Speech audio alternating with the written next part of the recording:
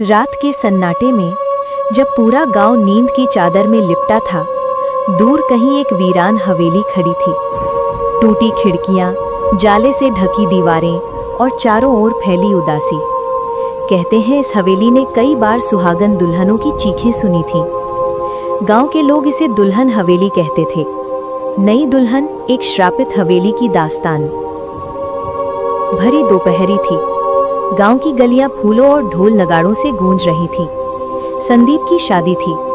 संदीप शहर में नौकरी करता था, लेकिन उसका परिवार गांव में ही रहता था। उसके पिता ने जिद की थी कि शादी के बाद गृह प्रवेश इसी हवेली में होगा जो उनके पुश्तैनी घर थी, मगर पिछले 30 सालों से वीरान पड़ी थी। आरती, नई दुल्हन, घूंघट में चुपचाप बैठी थी। उसके मन में हजारों सवाल थे। रात ढलते ही बारात लौटी। ढोलक और शहनाई की गूंज हवेली की वीरानी को कुछ देर के लिए ढक रही थी, लेकिन हवेली की दीवारें जैसे हर शोर को सोख लेती थीं। आरती ने पहली बार हवेली की दहलीज पर कदम रखा। दीवारों पर पुराने समय की तस्वीरें टंगी थीं, जिनकी आंखें अंधेरे में चमकती सी लग रही थीं। दरवाजे पर हल्दी चावल का थाल रखा था, लेकिन जैसे ही आरती ने कदम रखा, दीपक अचानक बुझ गया। सब लोग असहज हो गए। पंडित बुदबुदाया, ये शुभ संकेत नहीं है, लेकिन ससुर ने हंसते हुए टाल दिया।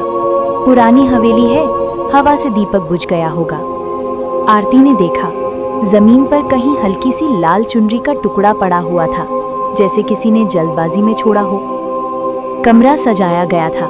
दीवारों पर गुलाब की मालाएं और बिस्तर पर लाल गुलाब की पंखुड़ियां। संदीप और आरती कमरे में आए, लेकिन जैसे ही दरवाजा बंद हुआ, अचानक खिड़की जोर से धड़ाम हुई। आरती चौंक गई। वो धीरे धीरे दरवाजे की ओर बढ़ी। तभी उसे लगा कि किसी ने पायल पहनकर पीछे से चलने की कोशिश की है। वो पलटी, लेकिन वहां कोई नहीं था। संदीप हंस पड़ा। डरपोक हो तुम, हवेली पुरानी है, आवाजें आती है।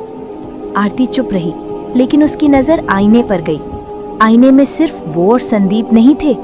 पीछे एक दुल्हन खड़ी थी, लाल चुनरी में लिपटी, उसका चेहरा बिल्कुल काला। आरती चीख पड़ी। सुबह होते ही आरती ने सबको रात की बात बताई, लेकिन सबने उसे समझाया थकान और वहम है। आरती चुप हो गई, लेकिन उसका मन नहीं माना। रात दिन उसे हवेली में चुनरी का लाल टुकड़ा दिखता, पायल की छनक सुनाई देती। एक दिन उसने देखा, हवेली के आंगन में पुरानी कुएं के पास किसी औरत की परछाई खड़ी है। उसके बाल खुले हुए थे और उसके हाथ में खून से भीगी चुनरी थी। आरती ने नौकरानी से पूछा, ये हवेली इतनी वीरान क्यों है? नौकरानी डरते डरते बोली, बहू, ये हवेली दुल्हनों की कब्र है। 30 साल पहले संदीप के चाचा की शादी इसी हवेली में हुई थी। उनकी पत्नी ने सुहाग रात के बाद यहाँ से छलांग लगा दी थी। लोग कहते हैं वो हवेली में कैद आत्मा बन गई। उसके बाद जो भी दुल्हन इस हवेली में आई, जिंदा नहीं रह पाई। आरती का खून जम गया। एक रात आरती को अचानक हवेली के भीतर से रोने की आवाज सुनाई दी। वो डरते डरते आंगन में गई। वहां दीवार के पीछे एक गुप्त कमरा था। कमरे में घुसते ही उसे जमीन पर एक पुराना बक्सा दिखा। बक्से में पड़ी थी लाल चुन्नी, जो पूरी तरह खून से भीगी हुई थी, और उसके नीचे लिखा था, हर नई दुल्हन मेरा शिकार बनेगी। आरती चीखते चीखते बाहर भागी। अब हवेली का हर कोना आरती को डराने लगा। कभी आईने में उसका चेहरा गायब हो जाता, कभी पायल की आवाज उसके कानों में गूंजती, कभी किसी के हाथ उसकी गर्दन दबाने लगते। संदीप ने बार बार समझाने की कोशिश की, लेकिन अब उसे भी कुछ अजीब लगने लगा, क्योंकि रात को उसने भी देखा, आरती के बगल में कोई और औरत सोई हुई थी। गांव के पंडित को बुलाया गया।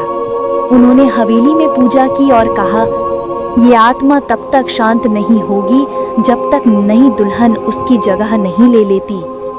आरती डर गई। उसने संदीप से हवेली छोड़ने की बात कही, लेकिन दरवाजा बंद हो गया। हवेली ने जैसे उन्हें कैद कर लिया हो। आरती ने तय किया कि वो आत्मा से सीधे सामना करेगी। रात को वो चुन्नी लेकर हवेली के आंगन में पहुंची। वहां वही औरत खड़ी थी, लाल दुल्हन, चेहरा काला, आंखों से खून बहता हुआ। वो बोली, मुझे न्याय चाहिए। मुझे धोखा मिला था, मुझे मारा गया था। जब तक कोई मेरी जगह नहीं लेगा, मैं मुक्ति नहीं पाऊंगी। आरती कांपते हुए बोली, मैं तुम्हारी मदद करूंगी, लेकिन मुझे छोड़ दो। आत्मा ने हंसते हुए कहा, अब तुम मेरी दुल्हन हो। और उसी पल हवेली की दीवारें हिलने लगीं। आरती की चीखें चारों ओर गूंज उठीं। सुबह जब लोग हवेली पहुंचे तो कमरा खाली था। संदीप बेसुध पड़ा था और आरती कहीं नहीं मिली। लेकिन हवेली के आईने में एक नई दुल्हन की तस्वीर उभर आई। लाल चुन्नी में, चेहरा काला, आंखों से खून बहता हुआ।